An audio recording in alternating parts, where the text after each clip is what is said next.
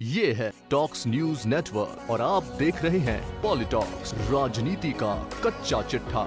इस हफ्ते मोदी सरकार के वर्तमान कार्यकाल को 100 दिन पूरे होने वाले हैं, लेकिन इस छोटे से अंतराल में मोदी 2.0 ने जम्मू कश्मीर पुनर्गठन बिल, धारा 370 और 35A, 3 तलाक, मोटर वाहन संशोधन विधेयक, motor vehicle act, transgender bill, national medical commission bill और RTI संशोधन, UAPA जैसे भारी भरकम बिल पहले सत्र में एक ही महीने में दोनों सदनों से पास करवाकर लागू भी कर दिए।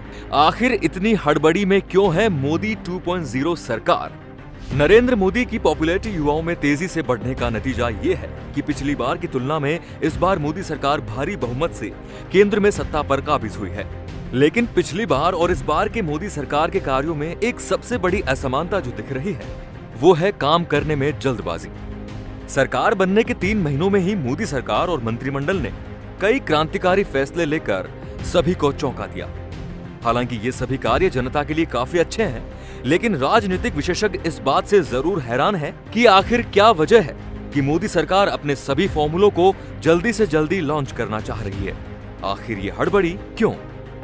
गौरतलब है कि सबसे मुश्किल समझा जाने वाला जम्मू कश्मीर पुनर्गठन बिल को धारा 370 और 35A को हटाते हुए वर्तमान मोदी सरकार ने दोनों सदनों में एक तरफा वोटों से लागू कराने में सफलता हासिल की।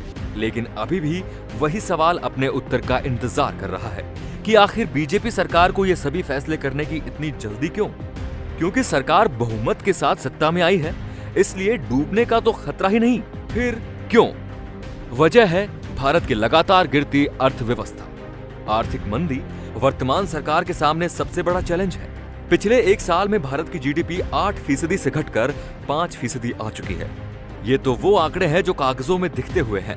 जानकार बताते हैं कि एक्चुअल में GDP 3% पर आ चुकी है, लेकिन इसका कोई प्रमाण नहीं है। जबकि वर्ष की पहली तिमाही में ग्रोथ 0.8% घटी है।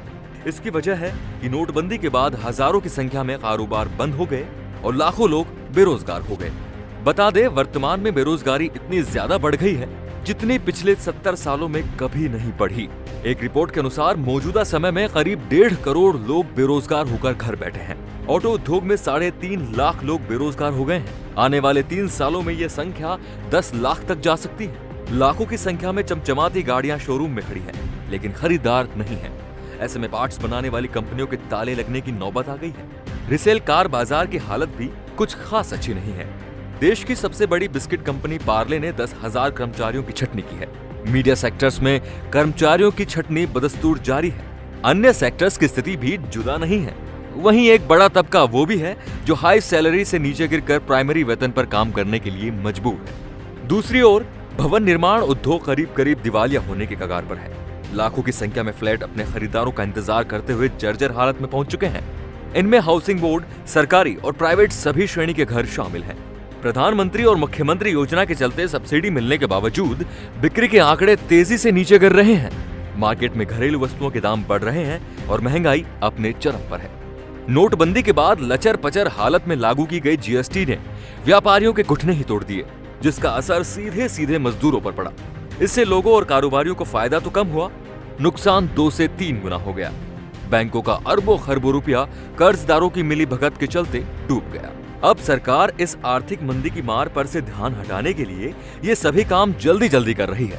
वजह है कि जिस तरह का माहौल चल रहा है, सरकार इस स्थिति को लंबे वक्त तक नहीं संभाल पाएगी। इसलिए सरकार बीच में कश्मीर का पूर्ण विलय और बालाकोट जैसी राजनीतिक घटनाओं का सहारा ले रही है, ताकि अर्थव्यवस्था को नियंत्रण करने के लिए समय तो मिल सके, साथ ही जनता का ध्यान भी भटकता रहे। अगर ऐसा नहीं हुआ तो जो ही बेरोजगारी और महंगाई बढ़ी, सारे देश में हाहाकार मचना शुरू हो जाएगा। उसके बाद जनता की आवाज विपक्ष की आवाज बनकर सदन में गूंजेगी और सरकार सत्ता में रहते हुए भी जनता का विश्वास खो देगी। अगर ऐसा हुआ तो ज्यादा समय नहीं बीतेगा और सफलता के घोड़े पर सवार बीजेपी की हालात मौजूदा कांग्रेस की तरह हो जाएंगे और 5 खरब की अर्थव्यवस्था का सपना देखने वाली सरकार को सारी ताकत खुद को बचाने में खर्च करनी पड़ेगी। तेजी से नीचे गिरती भारतीय अर्थव्यवस्था को संभालने और पटरी पर लाने के लिए ही सरकार भारतीय रिजर्व बैंक से 1.7 लाख करोड़ रुपए ले रही है, ताकि ये गिरावट थम सके। इस फंड में से 70,000 करोड़ बैंकों को दिए जाएंगे ताकि लोगों को आसानी से लोन दिया जा सके। वहीं वित्त मंत्री निर्मला सीतारमण ऐसी घोषणाएं भी लागू करने जा रही हैं जिनसे भारत में विदेशी विनियोग में आसानी हो। गन्ना किसानों को 6,000 करोड़ रुपए की सहायता देने की कोशिश कर रही है। वहीं 75 नए मेडिकल कॉलेज खोलना तय हुआ है। भवन निर्माण और आयकर में भी रियायतों का पिटारा खोलने की तैयारी हो रही है। देश के प्रमुख अर्थशास्त्री सरकार को नई आर्थिक नीति बनाने की सलाह दे रहे हैं ताकि अर्थव्यवस्था को मजबूत बनाने के लिए साहसिक कदम उठाए जा सके। माना जा रहा है कि सितंबर महीने के पूरे 2 हफ्ते केवल अर्थव्यवस्था के नाम किए जाएंगे ताकि जनता की सुगबुगाहट को सुलगने से समय रहते रोका जा सके। अगर जल्दी ही ऐसा न हुआ तो भारत सबसे ज्यादा युवाओं का देश तो होगा, लेकिन वो बेरोजगारी की फौज से ज्यादा कुछ नहीं होगी।